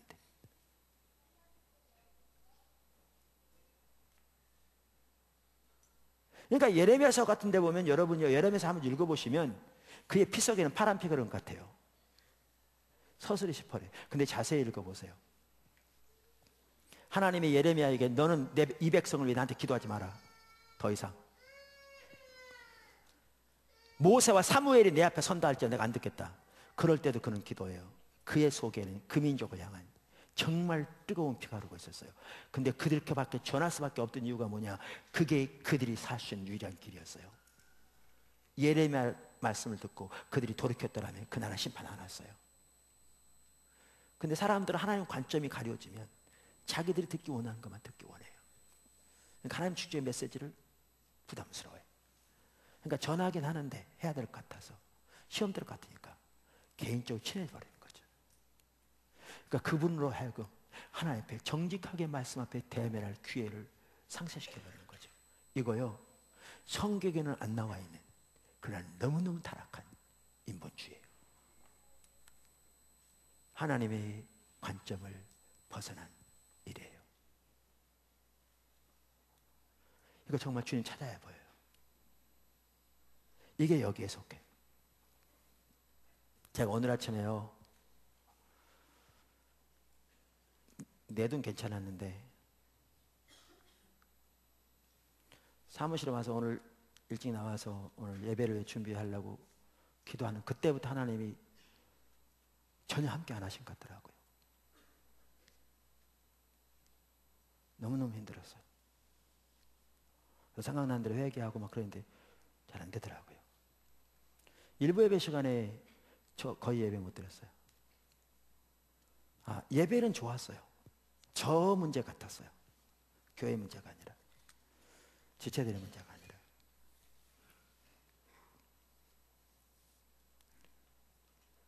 그랬는데 하나님이 저한테 뭘 비춰주시냐면, 최근에 제가 어떤 일 때문에 제가 나름대로 그렇게 하는 게 인간적인 생각에는 정당했을지 모르지만 제가 뒤에서 어떤 성도에 제가 분을 내고 화를 냈거든요. 제가 그거 회개하고요. 당연히 그전에도 축복하고 그랬지만 회개하고요. 또 저한테 뭘 비추신 줄 아세요? 내가 교회 성교의 리더니까 어떤 일이 지도자로서 리더로서 결정한 일을 할 거는 하는 건 옳을지 몰라도 저한테 비추신 게 뭐였냐면, 내가 그 일을 행하되 목회자의 자세를 하는 게 아니라 목사의 자세를 하는 게 아니라 마치 사장의 자세를 하는 것을 보이시더라고요. 저는 목사인데 사장이 아니에요. 그 일을 감당했을 나름대로 옳은 일이라고 했을지 몰라도 너무너무 타락한 인본주의죠.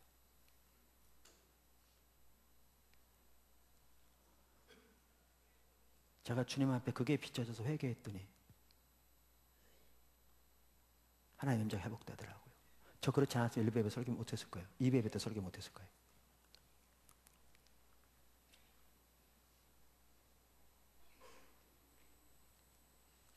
하나님의 길을 따르는 삶 중에 하나는 하나님의 관점에 관한 삶입니다.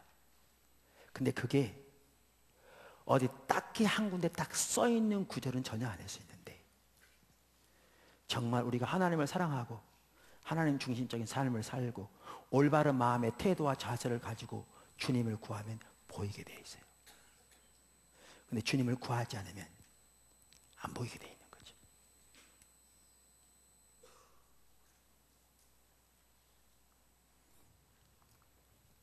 제가 언젠가도 말씀드렸잖아요. 한 번은 저에게 하나님께서 무소유로 살라고 그랬다고. 그래서 제가 무소유로 살겠다고 그랬어요. 어렵지 않을 것 같더라고요. 근데 하나님 실질적으로 다뤄가시면서 절대 쉽지 않았어요. 우리 신앙은 실제잖아요. 여러분 100억대 자산가라도 하나님 내 모든 소유 주님께 드립니다. 주님 받으십시오. 이렇게 예배하긴 쉽고 고백하긴 쉬워도 하나님이 너 그 5억 헌금해. 그러면 100억보다 훨씬 많은데 5억은 그 중에서 10분의 1이 아니라 20분의 1도 안 돼도 그거 헌금하기 쉽지 않아요. 왜? 그건 실제니까요. 아까는 이론이었고.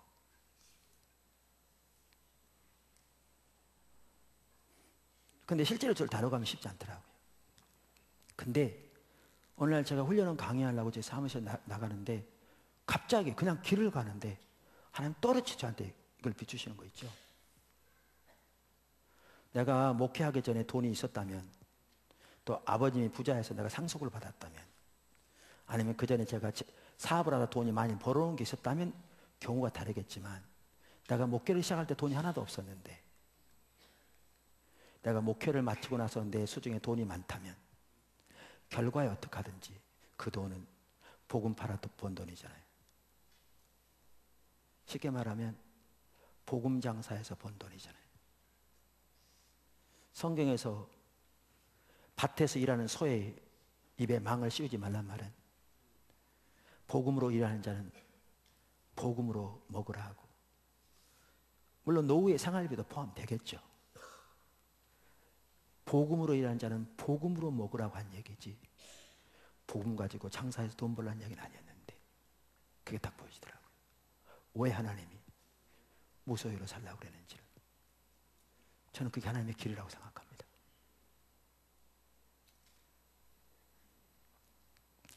이런 관점에서 우리의 삶을 비춰보면요, 정말 심각합니다.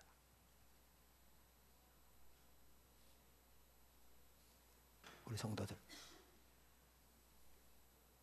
여러분 정말 심각합니다.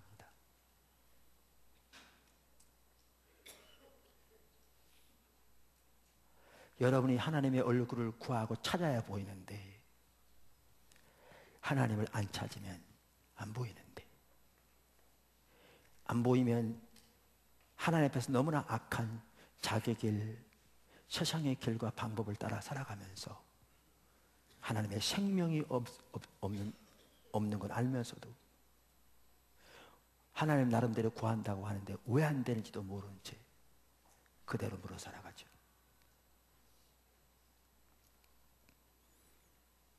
하나님의 길을 따르는 삶에는 이게 포함됩니다.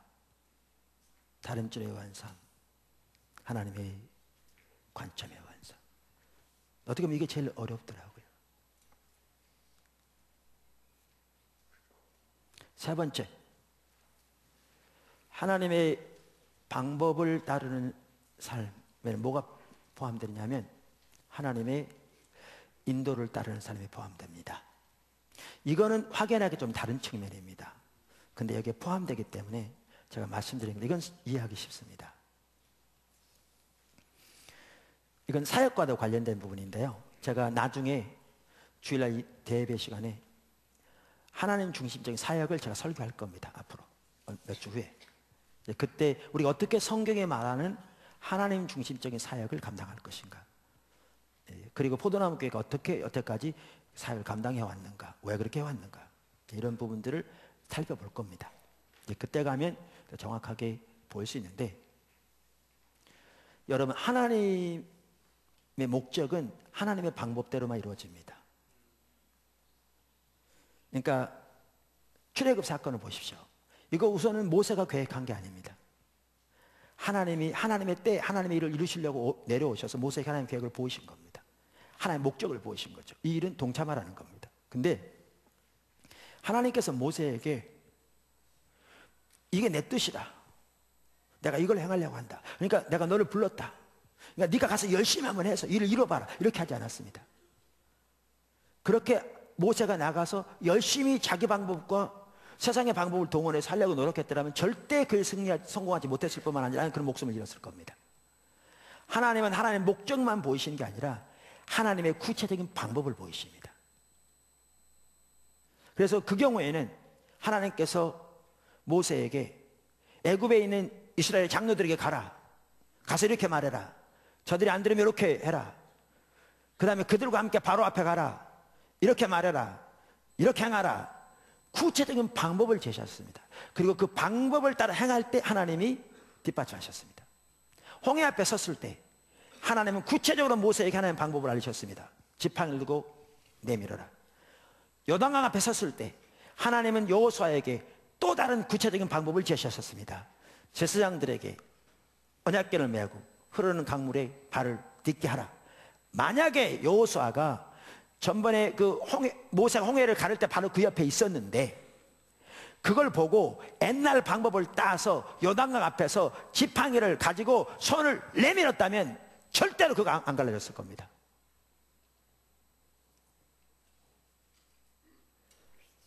그것은 옛날의 방법을 따르는 거지 하나님의 인도를 따르는 게 아니었으니까, 그러니까 하나님의 방법을 따르는 게 아니었으니까 안 갈라졌을 겁니다. 여리고성을 무너뜨릴 때 하나님은 구체적인 방법을 제시했습니다. 그 다음에 아이성인데 아이성은 규모도 작고 그래서 전혀 하나님의 인도를 안 따르고 개인적으로 갔다가 대패했습니다.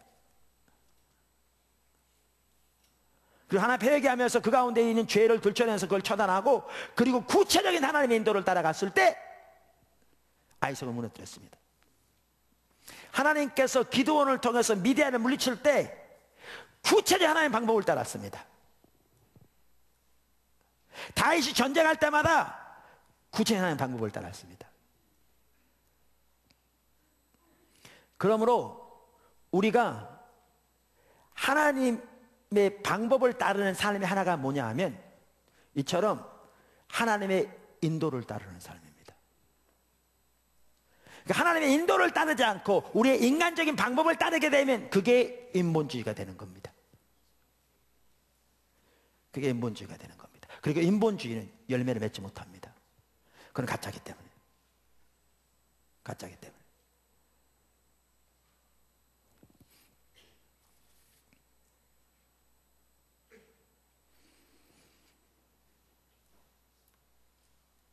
앞으로 더 자세히 살펴보겠지만 제가 한두 가지만 말씀드리고 마치겠습니다. 우리 선교관 건축 저 아래 하고 있는 거 아시지만 우리가 선교관 처음에 부지를 샀습니다. 이거요 우리가 임의대로 안 샀습니다. 하나님 목적을 보이셨죠. 어떤 분이 기도하는데 환상을 보여주신 거죠. 천사가 저 아래 우리 교육관 아래서부터 이 본당 뒤까지 날개가 크게 있는데 날개가 부러져 있는. 근데 제가 치유한다고 그 앞에 서 있는데 모습이 너무 작아서 그 피로에 비하면 진짜 세 발의 피 작은. 근데 주님이 그걸 바라보시고 너무나 마음 아파하시면서 눈에서 피눈물이 나시는 그런 환상을 보여줬대요. 무슨 소설 쓰고 있네 그럴지 모르죠, 여러분. 하나님께 때로는 하나님의 의도를 알리신 방법 중에 하나가 그거죠. 그래가지고 그분이 막 그 마음이 느껴지니까 막 안정이 안 된 거예요. 막 기도하는데. 그래서 제가 부산에 훈련원 강의 갔는데 그분이 거기서 얼마 안 떨어진 곳에 사는 목사님인데 중보기도 영이 함께해서 하나님 많이 기도하게 하시는 분인데 오는 내내 운전해서 몇 시간 오는 내내 막 가슴이 안정이 안 됐대요. 그래서 쉬는 시간에 나한테 그러는 거예요. 목사님 막 이러는 거였어요. 잠잠하고 좀 얘기 좀 해보라. 목사님 근데 막 이러는 거예요. 그래서 아니 얘기 좀 해보라고 그랬더니 그 얘기를 하는 거예요. 근데 제가 듣는 순간에 딱 뭔지 알겠더라고요. 요한계시록 1장에 보면 사자가 교회 리더십이잖아요. 오늘날 교회 리더십이 날개가 부러져 있는 주님은 그걸 회복시키기 원하시는. 실제로 여기 있는 선교관 건물에 지금 교육관 또 여기 선교센터 위층에 선교관 몇 개 있거든요. 이런저런 차이가 있을지 몰라도 어떨 때는 정말 거기 와서 쉬면서 개인이 달려있긴 하지만 다윗이 한 지속적으로 주님을 구하고 주일과 화요일을 통해 주님을 구하면 어떤 분들은 정말 짧은 시간에도 근본적으로 회복되는 일들이 있거든요. 어느 나라에 선교사님 아이와 왔다가 가면서 제가 그때 외국에 나가 있을 동안에 여기 방문했었는데 정말 인생의 신앙의 근본적인 가치관이 바뀌어간다고 그러면서 저한테 메일을 감사도 보냈는데 아이와 자기가 관계가 이랬었는데 그 관계가 회복돼 간다고 감사하다고 그러시더라고요.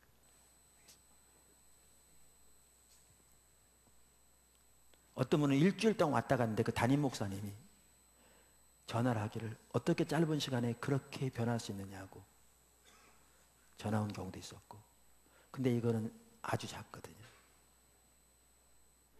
그래서 선교관 필요성이 보여져서 프로젝트가 시작된 겁니다. 선교관 땅을 구입했습니다. 그래서 천사를 모집하기 시작했죠. 한 구자에 100만 원씩 하는 땅을 구입했습니다. 그 다음에 설계까지 다 나왔는데 이 땅이 좁고 길어서 이대로 하면 돈은 많이 들어갈 텐데 그 외에는 다른 목적으로 못 쓰면 너무나 효율성이 없는, 그래서 하나님의 인도하신 가운데 구체적으로 추가 부지를 사야 했습니다. 그것도 인도를 따라 샀습니다. 사고 나니까 우리가 할 수 있는 일을 다 한 거죠. 건축뿐만 해도 50억이 드는데 더 이상 할 수가 없는, 그 선교관 천사가 최근에 마감됐습니다.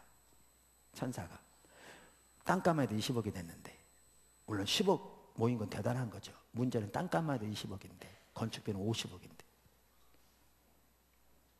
땅은 이미 구입되었고 필요한 거였는데 더 이상 할 수 없는, 그것도 거기까지 오는 건 분명히 인도를 따라왔는데 급한데 우리로서는 더 이상 움직일 수가 없는, 여기까지 온 겁니다. 그걸 한다는 것은 불가능하죠. 불가능해요.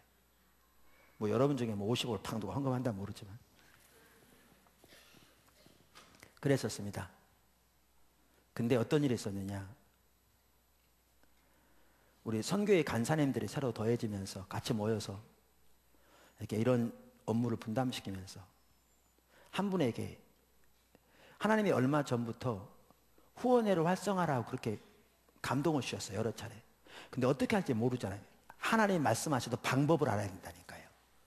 하나님 목적을 보시면 하나님 방법을 보이세요. 아무리 목적이 보여도 방법이 안 보이면 주님을 계속 찾아야 되는 거예요. 그래서 제가 그분한테 한번 하나님 앞에서 찾으면서 하나님 뭐라고 말씀 저 찾아봐라.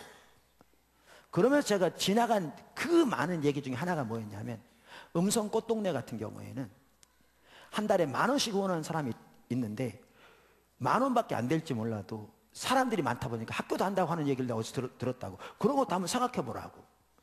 그리고 그냥 간 거죠. 이거는 그 많은 얘기 중에 하나였습니다. 각 분야별로. 그러고 며칠 후에 제 아내가 저하고 차 타고 가면서 갑자기 그러는 거예요. 그 자리에 제 아내도 없었고요. 이런 일 제 아내는 나누지도 않았고요. 그 많은 내용을 알 수도 없죠.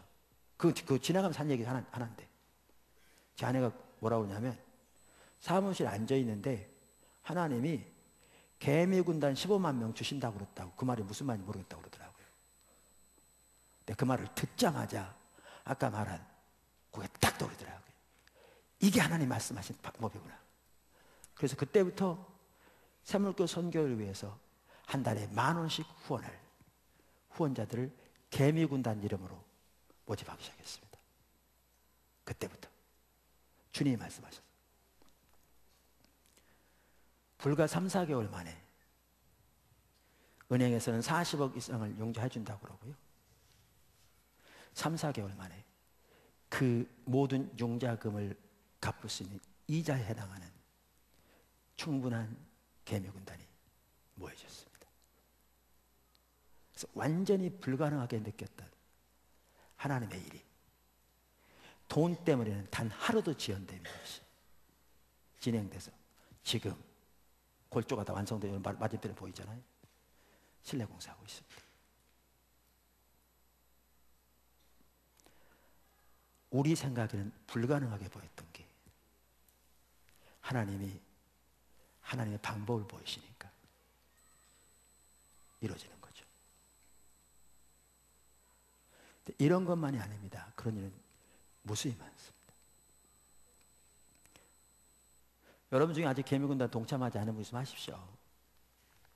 그런 것도 안 하셨으면 간첩이지.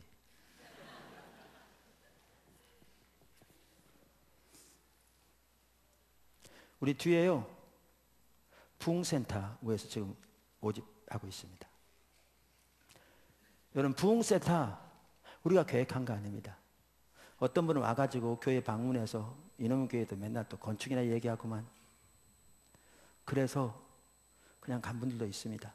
축복합니다, 예수님의 이름으로.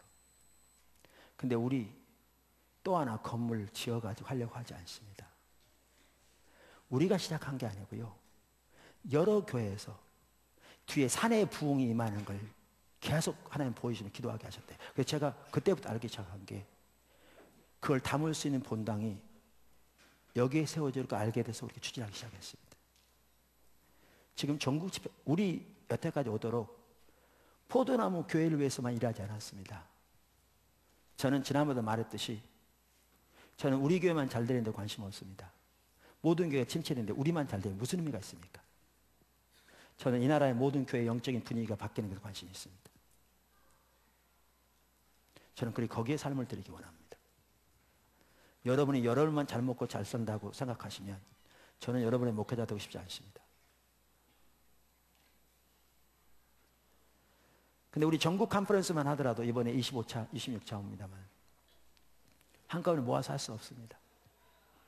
아동부, 중고등부, 대학 청년부 선교관 하면 들어오는데 중고등부 못 들어온다니까 수가 많아서 이걸로 수용할 수 없습니다. 다음 세대만 하더라도 침체되어 있을 때 가능하면 많은 아이들에게 영향을 미쳐놓으면 그들의 세대에는 십자가의 복음에 하나님 중심적인 삶이 주류가 될 것 같더라고요. 그들의 세대에는. 그거요, 감당하려면 부흥센터가 절박하게 필요합니다. 그래서 우리가 지금부터 시작하면 한 1년 반 전에 20억을 들여서 땅을 일부 샀습니다. 8억 융자를 받았죠. 나름대로 열심히 헌금했죠. 적은 액수 아니죠. 그전 때 조금씩 모아진 것도 있었고. 그 8억 정도면 그 당시 우리가 이자를 갚을 수 있는 어느 정도 맥시멈에서, 우리 목이 차도록은 안 합니다. 어느 정도 여유를 두고 하되 더 이상 하기 힘들 만큼 했습니다.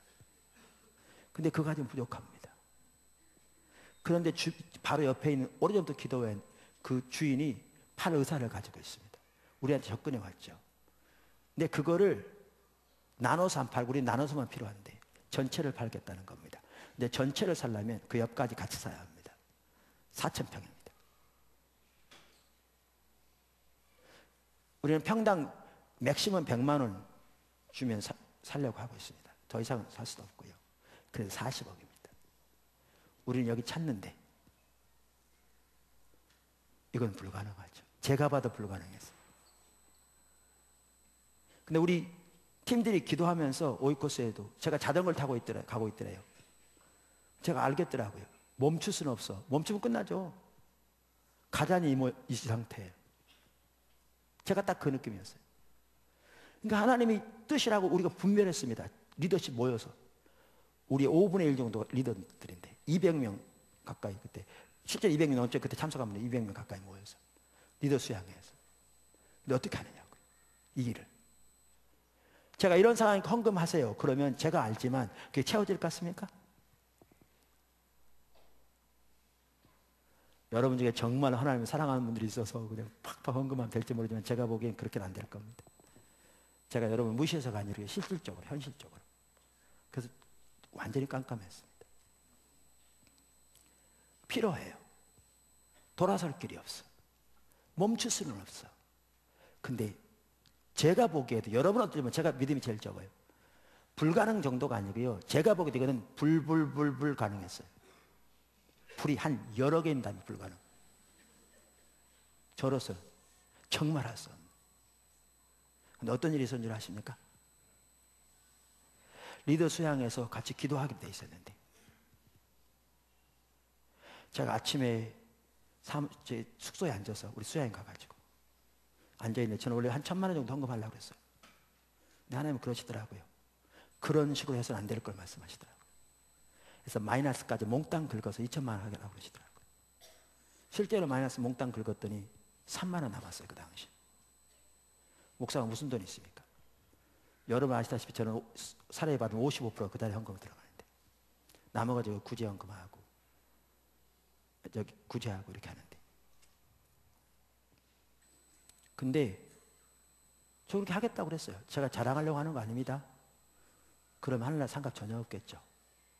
부득이하게 이런 얘기를 해야 되니까 어떨 때 쉽지 않죠. 그 마음은 먹고 왔어요. 저는 제가 하겠다고.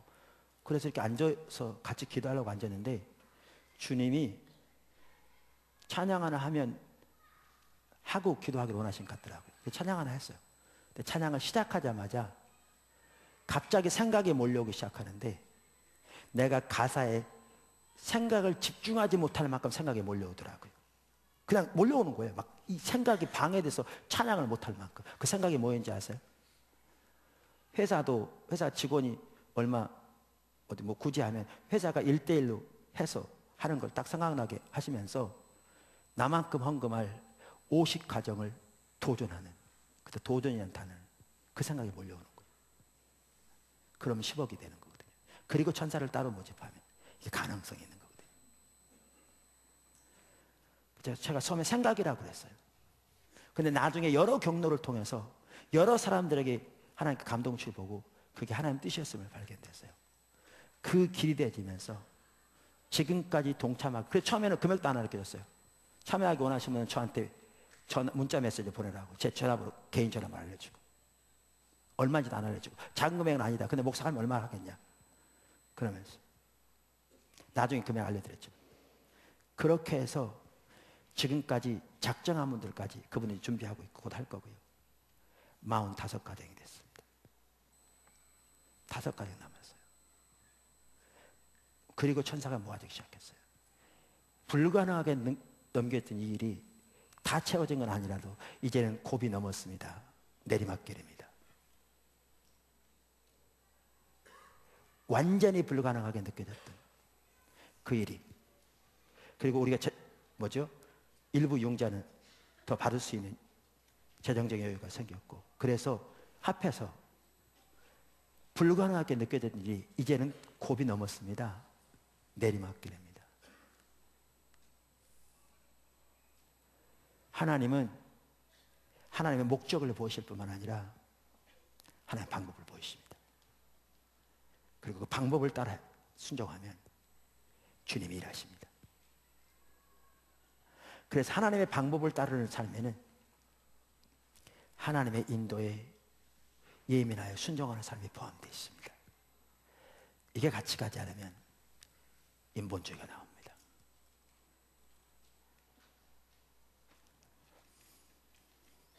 여러분, 오늘 저는 하나님의 길을 따르는 삶을 살펴봤습니다. 그게 우리 신앙입니다. 거기에 생명이 있습니다. 거기에 하나님의 복이 넘칩니다. 내가 너희 앞에 생명과 복을, 사망과 화를 두었으니 생명을 택하라고 하시면서 여호와를 사랑하고 그 모든 길로 행하라고 말씀하셨습니다. 근데 우리 인간이 타락하면 하나님의 길을 버리고 자기 길을 따라 행합니다. 다시 말하면 세상의 길을 따라 행합니다. 그래서 이사야서 53장 6절에 보면 인류의 타락을 한마디로 요약하면서 저희가 다 그릇 행하여 각기 자기 길로 갔거늘. 이게 타락의 본질입니다. 이게 인본주의입니다. 그 형태는 무궁무진합니다. 인본주의는 생명 없습니다. 인본주의는 하나님 버린 삶입니다. 인본주의는 절대로 하나님의 유업을 받지 못합니다. 여러분, 하나님의 길로 행하는 삶으로 돌이키시길 주님을 축원합니다. 그래서 하나님의 생명이 여러분의 삶 속에, 교회의 삶 가운데 넘치게 되기를 주님을 축원합니다. 기도하겠습니다.